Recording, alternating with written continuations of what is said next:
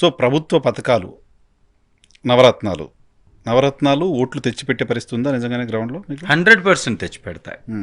ఎందుకంటే నా కాన్స్టిట్యున్సీలో గతంలో ఓటర్లు 2 లక్షల చిల్లర ఓటర్లు అయితే ఇవాళ 2,05,000.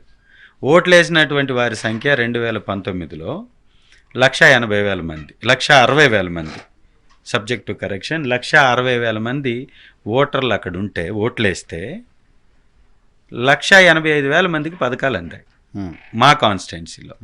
అంటే ఏ పార్టీ అనేది చూడకుండా పథకం ఇచ్చినటువంటి ప్రభుత్వం మాది. కాబట్టి పథకం అందుకున్నటువంటి కుటుంబంలో లబ్ధి జరిగింది. లబ్ధి జరిగితేనే ఓటేయమని అడుగుతున్నటువంటి ప్రభుత్వం మాది. గతంలో ఎప్పుడు ఇలాంటి ప్రభుత్వాన్ని జగన్మోహన్ రెడ్డి గారు జేబులోంచి ఇచ్చారా అనేది కదా ప్రశ్న. ఎవరూ జేబులో నుంచి ఎవరు జేబులో వేసుకోకుండా ఉండాలి. వేసుకోకుండా ఇచ్చాం కాబట్టే గొప్ప ప్రభుత్వం మాదైంది. చంద్రబాబు నాయుడు జేబులోనే వేసుకున్నాడు, జేబుతో పాటు వాళ్ళ ఆఫీసులో వేసుకున్నాడు, వాళ్ళ బ్యాంకుల్లో వేసుకున్నాడు, వాళ్ళ ఫారిన్ కంపెనీల్లో వేసుకున్నాడు. ప్రతి వ్యవస్థని మోసం చేశాడు, దోచుకున్నాడు, దాచుకున్నాడు.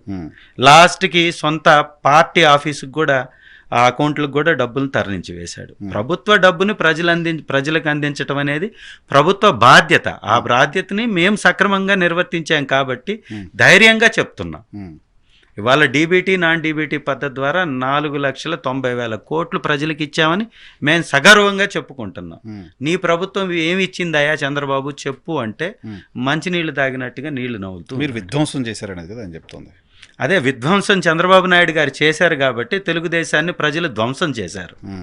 23 సీట్లు ఇచ్చేసి అదో పాతాళానికి ఆ పార్టీని తొక్కివేశారు. ప్రజలు మీరు సిద్ధం పేరుతో సభలు పెడుతున్నారు, ప్రజలు మిమ్మల్ని ఇంటికి పంపించడానికి సిద్ధంగా ఉన్నారని తెలుగుదేశం పార్టీ చెప్తోంది.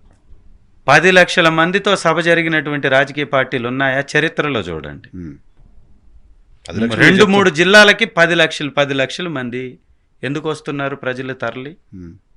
చంద్రబాబు నాయుడు మాట్లాడుతుంటే ఎదురు ఖాళీ కుర్చీలు దర్శనమిస్తున్నటువంటి పరిస్థితి ఈరోజు రాష్ట్రంలో ఉంది. 50,000 మందితోటి సభలు పెట్టలేనటువంటి పరిస్థితిలో చంద్రబాబు నాయుడు ఉన్నాడు. చంద్రబాబు నాయుడు కొడుకు అయితే 1000 మంది రావట్ల. మా ఎర్రగొండపాలెంలో మేము మండలానికి ఒక సభ పెడితే 10,000 మంది వచ్చారు.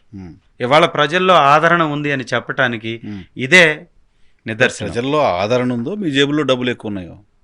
సార్, డబ్బిస్తే ప్రజలు సభలకు వచ్చి నిలబడే రోజులు పోయాయి. బస్సు పెట్టి, మద్యం పెట్టి, భోజనాలు పెట్టి ఏముంటే సభలకు వచ్చిన వాళ్ళంతా ఓట్లేసే పరిస్థితి. అందుకంటే మొన్న తెలంగాణలో చూసాం, కేసీఆర్ గారి సభలు కూడా విపరీతంగా జనాలు వచ్చారు. అదే సార్, మీరు చెప్పినవే చంద్రబాబు నాయుడు చేసి దొంగ దొరికాడు.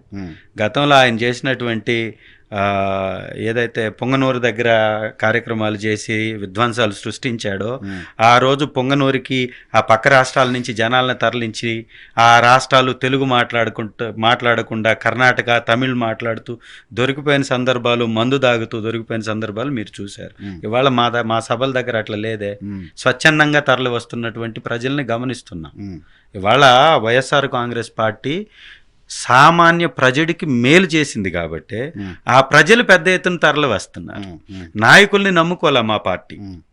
మా ప్రభుత్వం నాయకుల కోసం పని చేయలేదు, ఓటర్ కోసం పనిచేసింది, ప్రజల కోసం పనిచేసింది, భవిష్యత్తు తరాల కోసం పనిచేసింది.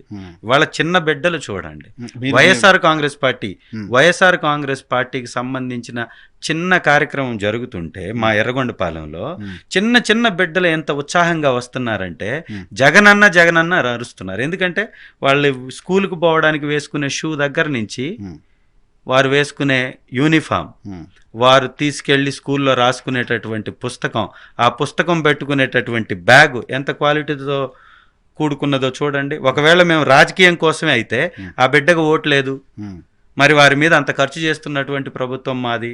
విద్యా వ్యవస్థ కోసం చాలా ఖర్చు పెడుతున్నటువంటి ప్రభుత్వం మాది. ఇది ఓట్ల కోసం చేసేటటువంటి పని కాదు కదా, భవిష్యత్తు తరాల కోసం చేసేటటువంటి పని. సో మీరు ఇంతకుముందు చెప్తున్నట్టుగా ఇన్వెస్ట్మెంట్ టువర్డ్స్ కిడ్స్ పైన చేస్తున్నారు, వాళ్ళ కోసం చేస్తున్నారు. ఇన్ని చేస్తున్నప్పుడు, ప్రజల కోసం మీరు ఇన్ని చేస్తున్నప్పుడు కార్యకర్తలకు చేయలేదు, ప్రజలకు మాత్రమే చేశారని చెప్తున్నారు. ఓట్లు ఎంచేది, ఆర్గనైజ్ చేసేది కార్యకర్తలే కదా. అంటే మేము కార్యకర్త కోసం చెయ్యలేదు అనట్లేదు. కార్యకర్త మాకు అతి ముఖ్యం. అయితే మేము కేవలం రాజకీయాల కోసం ప్రభుత్వాన్ని నడపట్లేదు అంటున్నాం. కానీ ఇప్పుడైతే రాజకీయం చేయాలి. ప్రజల కోసం ప్రభుత్వాన్ని నడుపుతున్నాం. వైఎస్ఆర్ కాంగ్రెస్ రాజకీయం పార్టీ వైఎస్ఆర్ చేస్తారు. కాంగ్రెస్ పార్టీలో కార్యకర్తలు అసంతృప్తిగా ఉన్నది నిజమా కదా? ఖచ్చితంగా లేరు. వైఎస్ఆర్ కాంగ్రెస్ పార్టీకి బలమే కార్యకర్తలు. ఉమ్. వారు ఆర్థికంగా నష్టపోయినటువంటి మాట వాస్తవము. వారి నష్టాన్ని వారు కాంట్రాక్ట్స్ ద్వారానో లేదా ఏదన్నా పనుల ద్వారానో వారు ఆర్థికంగా ఆదుకోవాల్సినటువంటి అవసరం మా మీద ఉంది. మేము ఖచ్చితంగా ఆదుకుంటాం. ఉమ్. ఖచ్చితంగా ఆదుకుంటాం. సో ఇప్పుడు అలానే తప్ప ప్రభుత్వంలోని ఉన్నటువంటి ధనాన్ని వారి మీద వెచ్చించలేం కదా. అది ప్రజల సొమ్ము. ప్రభుత్వ ధనాన్ని ఇవ్వలేము కదా అంటారు. ప్రభుత్వ సొమ్ము ప్రజల సొమ్ము. ఉమ్.